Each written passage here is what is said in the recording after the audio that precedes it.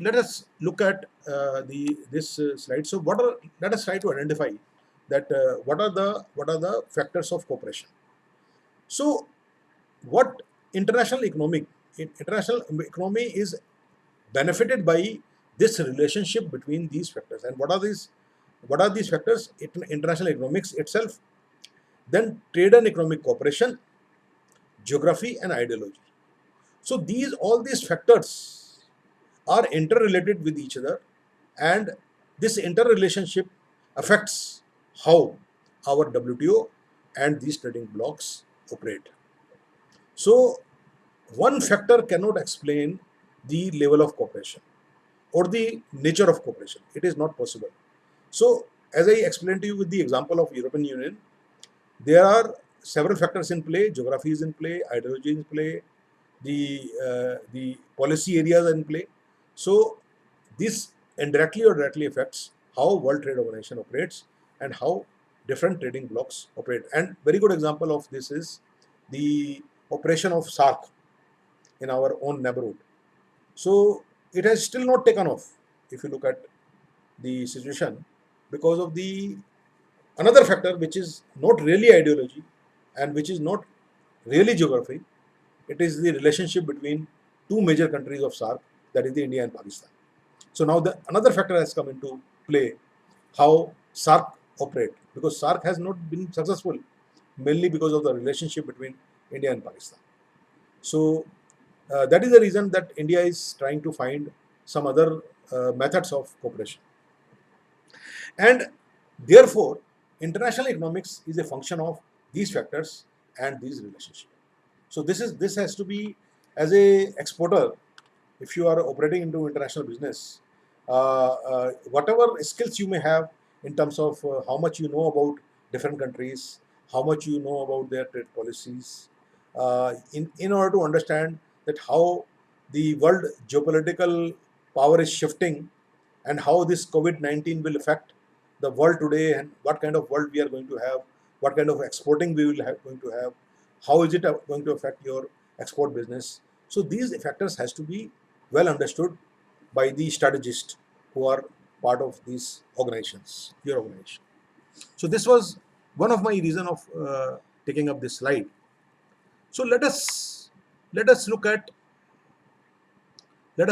how World Trade Organization operate in the light of what I have just discussed, these several factors. Because ultimately, what is World Trade Organization? It is an idea. World Trade Organization is an idea.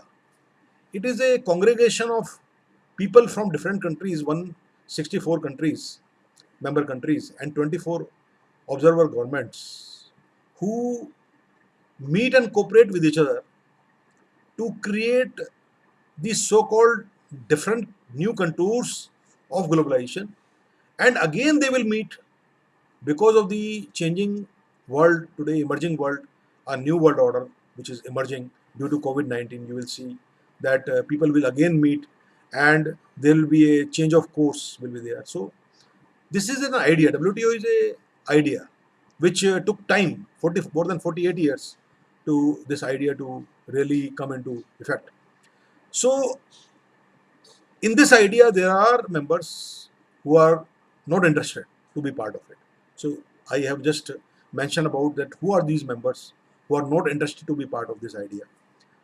Countries like Aruba, uh, Eritrea, Kiribati, Kosovo, Marshall Island, Micronesia, Monaco, North Korea, and several. There are more than 16 countries who are known members of World Trade Organization who are not directly connected with, or they don't participate in this congregation of ideas, this congregation of agreements. So this is the context in which World Trade Organization operate, and the popularity has definitely increased of World Trade Organization. That is the reason we have a major chunk of countries of the world being part of WTO. So let us look at more about the features of WTO. Is that like its predecessor, which was the GATT, General Agreement on Trade and Tariff, the WTO operates as a rule-based, member-driven organization. Okay, so it is, normally I use the example of some kind of Rotary Club. When I say what is WTO, in very simple terms, it's like a Rotary Club where each member has a say. Whether it is a small member or a big member or whatever is the reputation of the member. So every member has a say. So it's very similar to that. So all major decisions are made by the membership as a whole, with each member having an equal voice. Ordinary decisions are made by consensus, and a consensus is reached if no member formally objects to a decision. So ultimately, one very important thing to understand from this narration from this slide is that it is not a majority vote. It's not like that what the majority says will be agreed. So it's not like that. So it's a little different kind of organization which operates by its own rule-based, member-driven system of administration. So let us look at what are the objectives of. It is very important to understand what are the objectives of World Trade Organization in order to understand the impact of WTO and trading blocs on the international economy. So, in although as it was mentioned in the lecture in the morning that there are the principles of World Trade Organization, which is the MFN status or the most favored nation, and there are certain principles of WTO. But what is more important to understand that what are the objectives of World Trade Organization? So let us look at these 6 major objectives, which will define all this, principles of WTO. So more than the principle, it is important to understand what are the objectives of WTO in order to understand the impact of WTO on international economics. So one of the objectives is to set and enforce rules for international trade. If there are rules, the trade will happen smoothly, and because of this objective only and the success of this objective only, we are seeing that more and more countries are shying away from the regional cooperation or free trade agreements.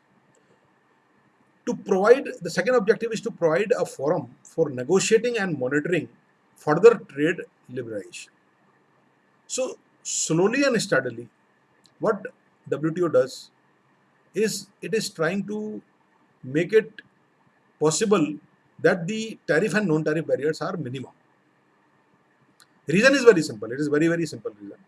As I started with this presentation, I told you that the international economics is based on certain theories, and one of the major assumptions of these world trade theories is actually that there is no barrier of trade between countries.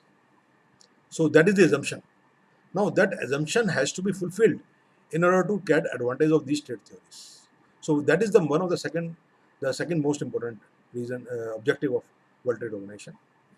Third major objective of World Trade Organization is to resolve trade disputes. Trade dispute between, as you can see, China and USA. Lot of disputes are happening. In the past, there were disputes connected with India and USA. And some very interesting disputes are there. I will give you some examples of these disputes in next few slides. I will share with you that how you can look at these disputes and what was the role of WTO, World Trade Organization, in these disputes. That is very interesting thing which I will share with you. And the fourth objective of WTO is to increase the transparency of decision-making process. Why? Because of the legitimacy. If there is a transparency of decision making, there will be more acceptability, and it has been proven by the increasing number of membership of WTO. More and more members are joining WTO means they have accepted the level of transparency of the decision making process in World Trade Organization. Then fifth key objective is to cooperate with other major international economic institutions involved in global economic management. So it is a kind of network effect which they want to create, that by having cooperation with major international economic institutions like ADB and World Bank and all other organizations which has got some objectives of their own, and even trading blocks, because WTO does not discourage trading blocks. It rather encourages trading blocks, because some of the objectives of WTO are fulfilled by these trading blocks.